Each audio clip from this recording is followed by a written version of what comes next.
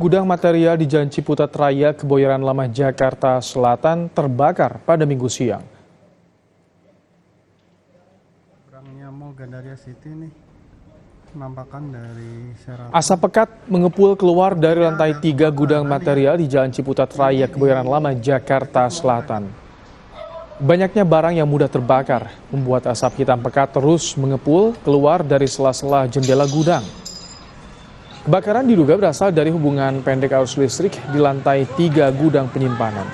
50 petugas penanggulangan kebakaran dan penyelamatan atau Gulkarmat dan 12 armada pengangkut air berhasil memadamkan kebakaran 1 jam kemudian.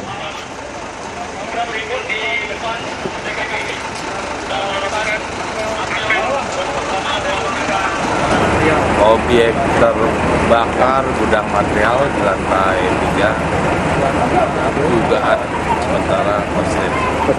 Ada korban Pak? Maaf Pak. Alhamdulillah tidak ada. Yang terbakar hanya lantai 3 aja Pak, yang nggak merambat ke lantai lain atau seperti apa Pak? Hanya lantai 3, memang tempat itu